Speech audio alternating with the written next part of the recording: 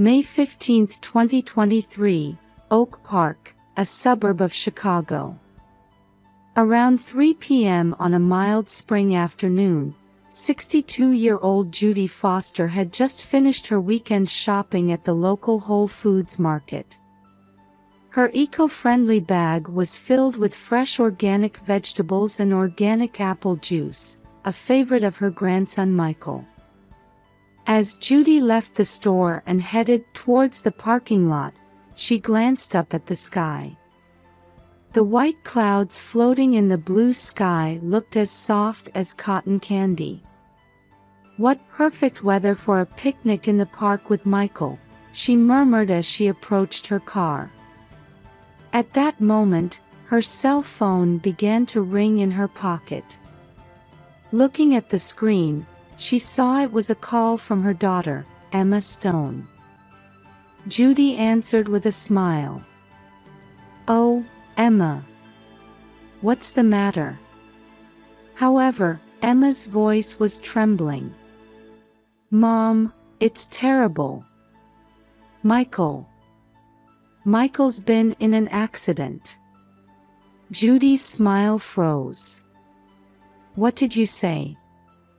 Michael? What do you mean?" Emma continued, her voice on the verge of tears. "On his way back from kindergarten, he seems to have been hit by a car. We're heading to Oak Park Hospital now." Judy felt her mind go blank. "I understand. I'll be there right away." After hanging up, Judy hurriedly operated her smartphone to call an Uber. Usually, she would drive herself, but now she didn't have the confidence to drive calmly. A few minutes later, the Uber arrived, and Judy jumped into the back seat. "To Oak Park Hospital, please hurry." She couldn't hide the trembling in her voice. In the car, Judy prayed desperately. "God, please protect Michael." The scenery passing by the window seemed oddly vivid. With every red light they hit, Judy's heart raced faster. They arrived at the hospital in about 15 minutes. Judy rushed to the emergency entrance, forgetting even to thank the driver. As the automatic doors opened, the smell of disinfectant hit her nose. After asking at the reception, she learned that Michael was on the 3rd floor in the pediatric ward.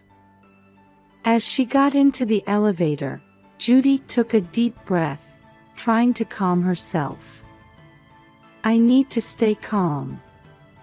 I have to be strong for Michael." When the elevator doors opened, she immediately saw Emma and her husband Matt Damon.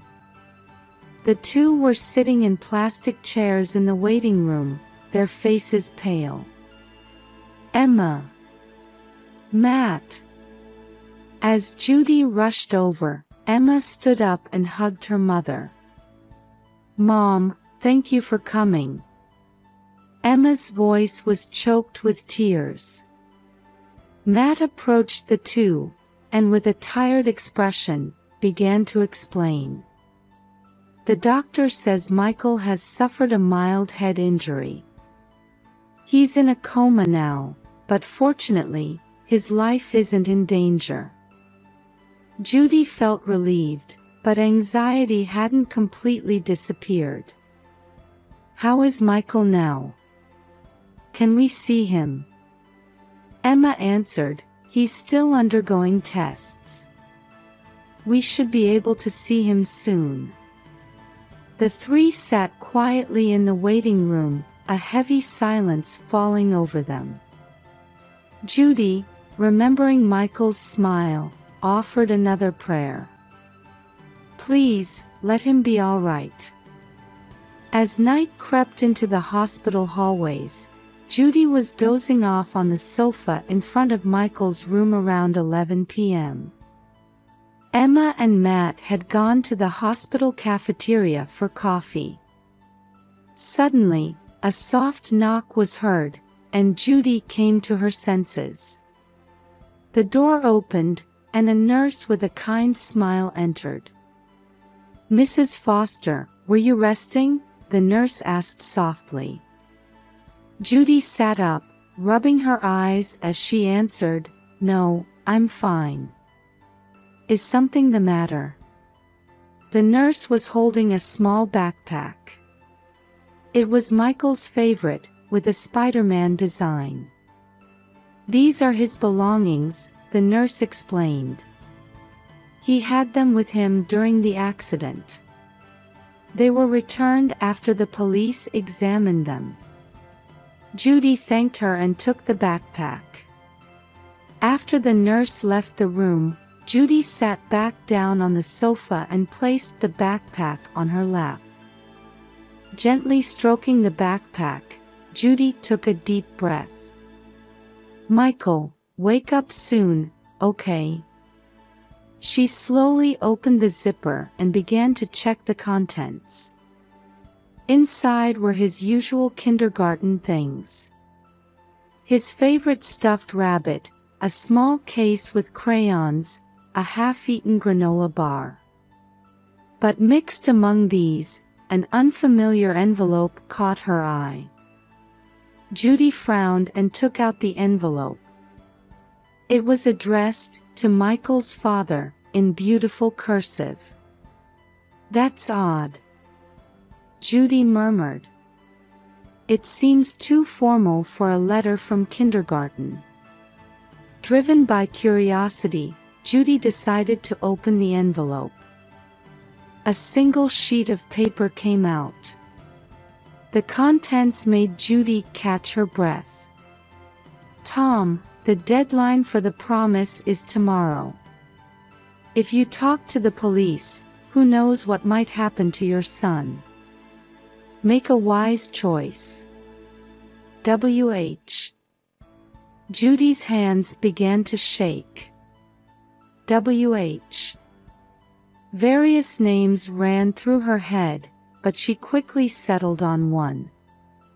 William Harrison. William Harrison was a well-known businessman in the area. He was passionate about charitable activities and respected by many in the community. And he was also the chairman of Globex, the investment company where Matt worked. Various questions swirled in Judy's mind. Why was such a letter in Michael's backpack? Was Matt involved in some kind of trouble?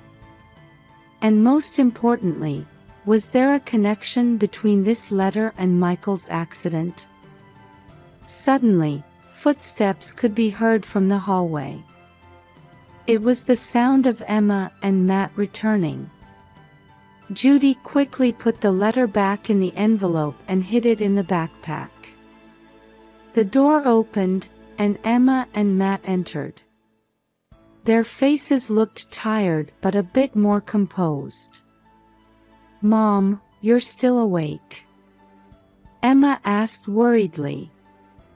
Judy tried to smile, but it didn't quite work. "Yes. I was just thinking about some things." Matt noticed the backpack on Judy's lap. "Oh, is that Michael's backpack?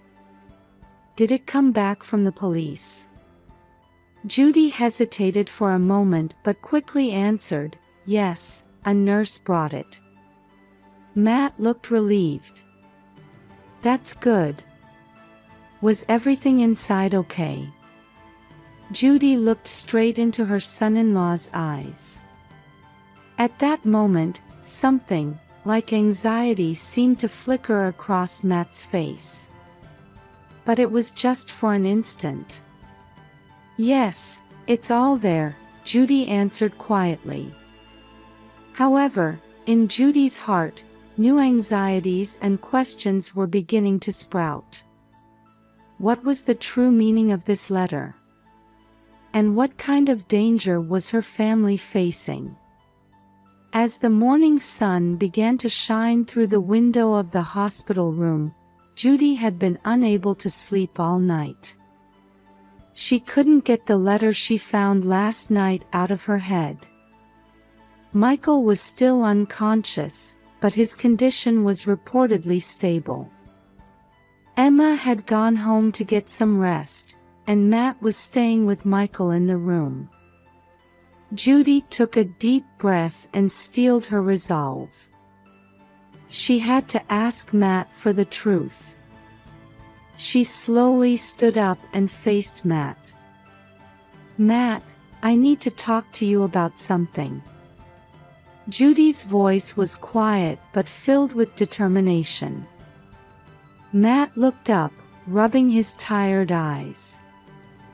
"What is it, Mom?" Judy took out the envelope from her bag and showed it to Matt. "I'd like you to explain this to me." The color drained from Matt's face. He opened his mouth to speak, but no words came out. "It was in Michael's backpack," Judy continued. That's William Harrison, isn't it?" Matt let out a deep sigh. "Mom, this is a complicated story." "We have plenty of time," Judy said, sitting back down in her chair and urging Matt to continue. "Tell me everything." Matt looked around and began to speak in a hushed voice. "Strange things have been happening at Globex." According to his story, illegal transactions were being conducted at Globex under Harrison's orders.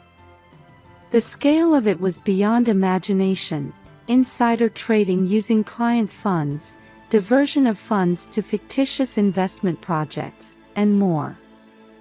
"I didn't notice at first," Matt said, his shoulders slumping. "But a few months ago, I started to think something was off. When I looked into it, I found out it was something unbelievable." Judy could sense her son-in-law's anguish. "So you considered becoming a whistleblower?" Matt nodded. "Yes. But Harrison somehow seemed to sense my movements." He choked on his words. "He started threatening my family." Judy felt her chest tighten. "Don't tell me Michael's accident was also..." "I don't know," Matt said, holding his head in his hands. "But it doesn't seem like a coincidence. That day, I had decided to go to the police. And then..." Judy stood up and walked to the window.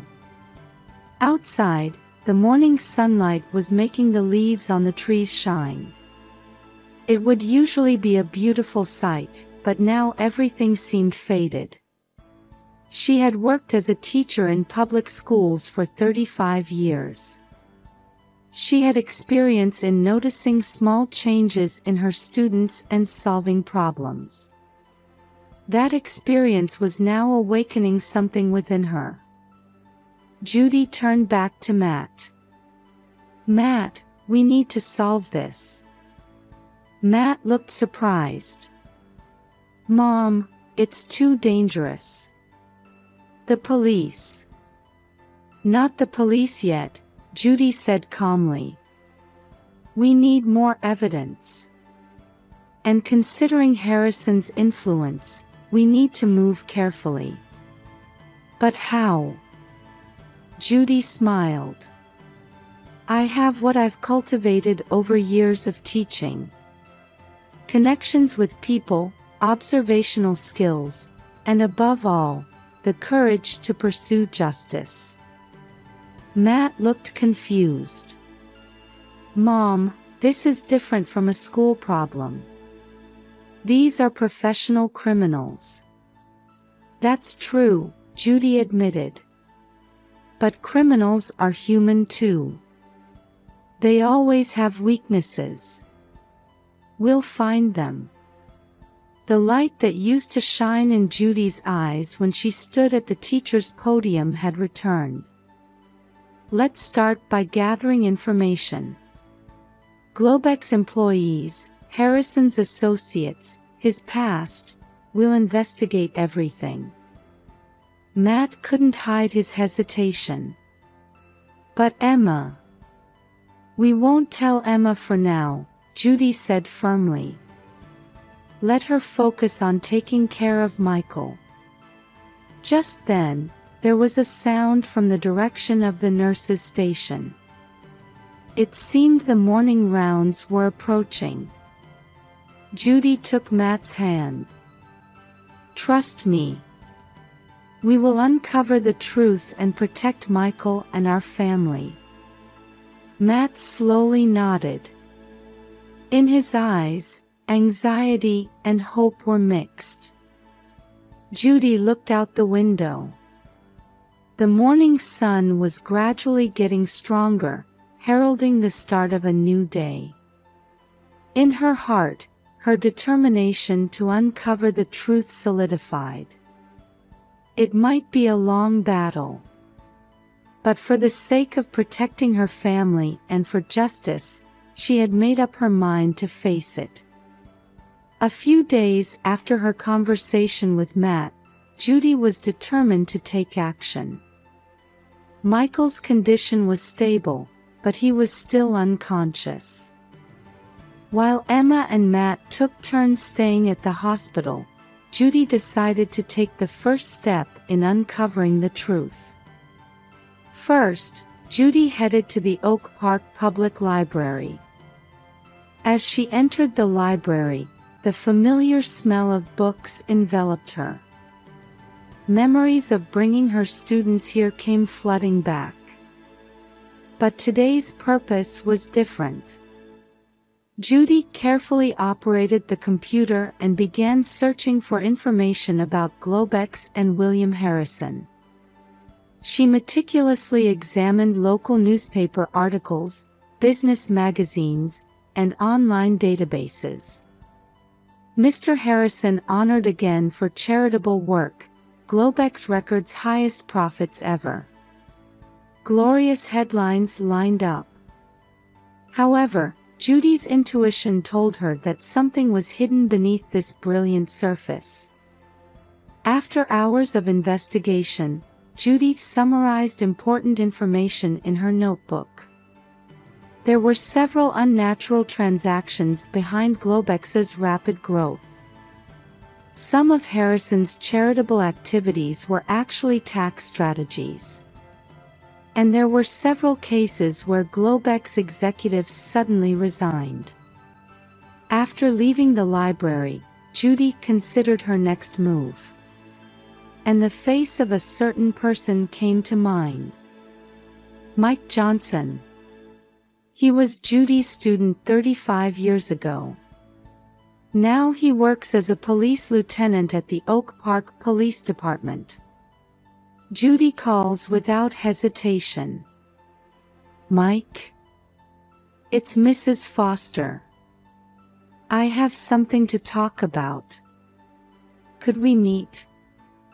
Mike, though surprised, gladly agreed. They meet at a local cafe. It's been a while, Mrs. Foster, Mike says with a smile. Is there something troubling you? Judy takes a deep breath and begins to explain the situation. About Michael's accident, Globex's suspicious activities, and the threats from Harrison. Mike listens with a serious expression. This is a grave situation. We need a bit more evidence to start an official investigation. But, unofficially, I might be able to help a little. With Mike's cooperation, Judy was able to obtain security camera footage from near the accident site. As they reviewed the footage together, they could see Michael's condition just before the accident and the car that hit him. This license plate. Mike frowns. It's a Globex company car. Judy gasps. This couldn't be a mere coincidence. As they continued their investigation, Judy made an unexpected discovery. The advertising agency, Creative Vision, where her daughter Emma worked, was handling Globex's advertising. This connection might be an important key, Judy murmurs. Mike warns, Mrs. Foster, please be very careful. Harrison is an influential person. If you sense any danger, contact me immediately. Judy nods. As she got closer to the truth, she could feel the danger increasing. However, she was determined to move forward to protect her grandson and family. As Judy's investigation intensified, the atmosphere around her began to change. In the days of watching over Michael at the hospital, she had heightened her vigilance. One afternoon, Judy went shopping at Home Depot. While pretending to look for gardening tools, she was actually observing the employees. She had received information that a Globex affiliate was managing this store. While holding a pot in the gardening section, she suddenly felt a presence behind her. She casually turned around to see a man in a black suit watching her. Judy, trying to appear calm, moved to another aisle. However, the man walked in the same direction. Am I being followed? Judy's heart rate increased. She told herself to stay calm. Her years of teaching experience helped her maintain composure in this situation. Judy skillfully moved through the store, making sure to pass under the security cameras. Then, she approached a young female employee. Excuse me, miss, Judy spoke calmly but clearly. I feel like that man in the black suit is following me. I'm a bit scared. The employee quickly grasped the situation and took immediate action. This way, please. She guided Judy to the employee's back exit. A few minutes later, the store manager and security guard rushed over to check the situation. The man in the black suit had already disappeared, but the security camera footage was saved. This incident made Judy realize the danger she was in. When she returned home, she immediately called Matt. Matt, we need to talk. Please come with Emma. That night, the three of them sat face to face in Judy's living room. Judy explained in detail the results of her investigation so far and today's incident. Emma turned pale with surprise and fear. Mom, why didn't you tell us earlier? I didn't want to worry you, Judy answered quietly. But I can't hide it anymore. We might all be in danger. Matt said with a serious expression, we should consult with the police. It's too dangerous to continue acting on our own. Judy nodded. You're right. But we need to proceed carefully. Let's consult with Lieutenant Mike. The three talked for a long time. Finally, they decided to carefully gather evidence while cooperating with the police. The next day, Judy met with Mike again. At a corner table in the cafe, they quietly strategized. We'll start an unofficial investigation, Mike said. But please refrain from any overt actions. Harrison's influence might be greater than we imagine. Judy showed understanding while renewing her determination. I understand. But I won't give up until we uncover the truth. Mike added worriedly, please be very careful. If you notice anything unusual, contact me immediately." After leaving the cafe, Judy looked up at the sky. The sunlight breaking through the clouds strengthened her resolve even more.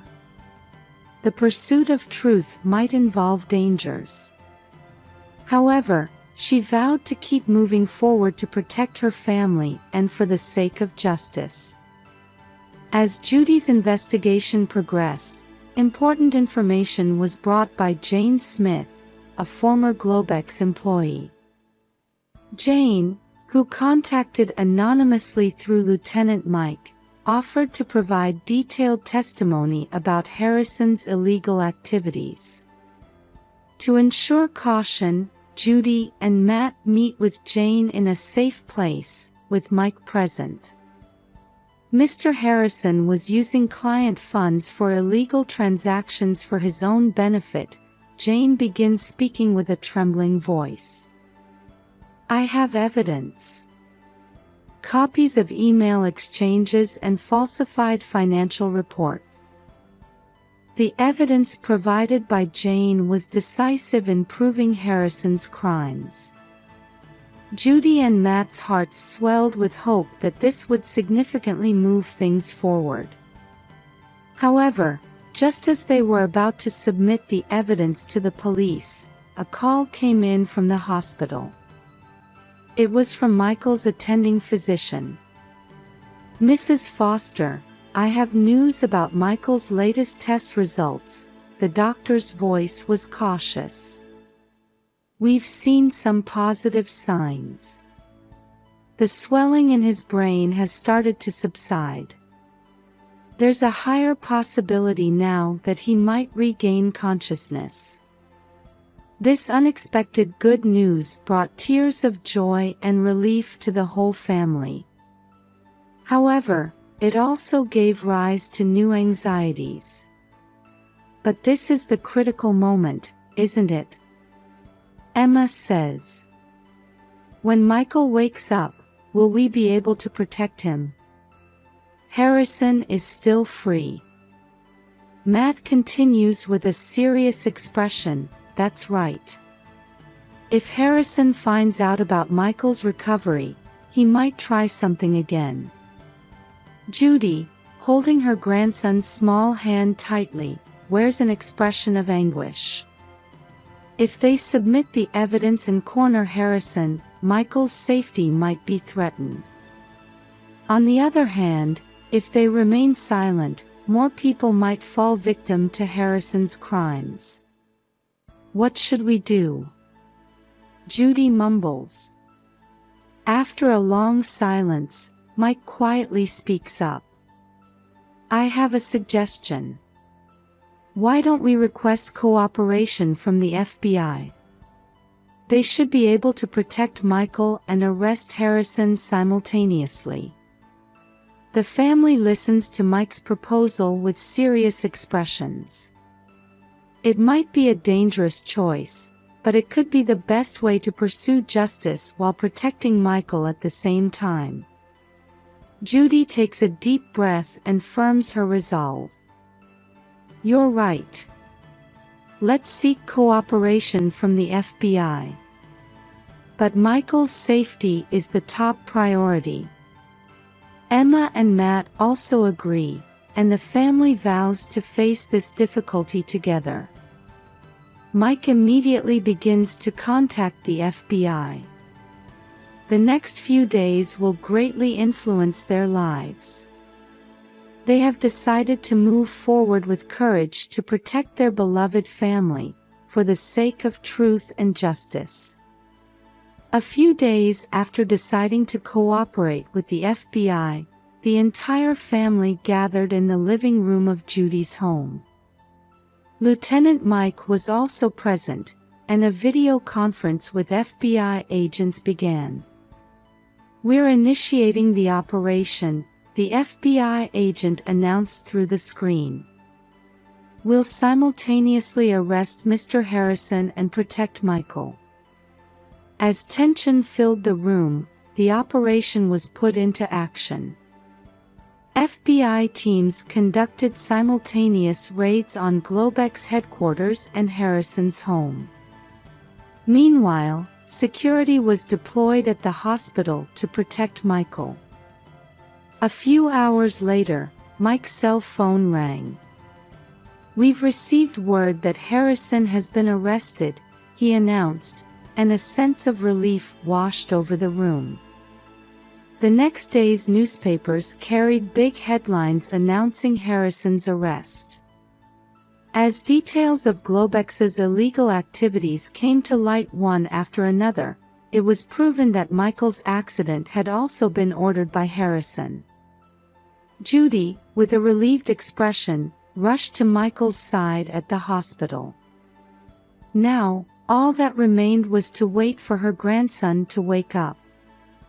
On the morning a month after Michael's accident, the morning sun shining into the hospital room gently illuminated the eyelids of the boy lying in bed. "Grandma." A faint voice was heard. Judy stood up immediately and grasped Michael's hand. "Michael! Thank goodness, thank goodness."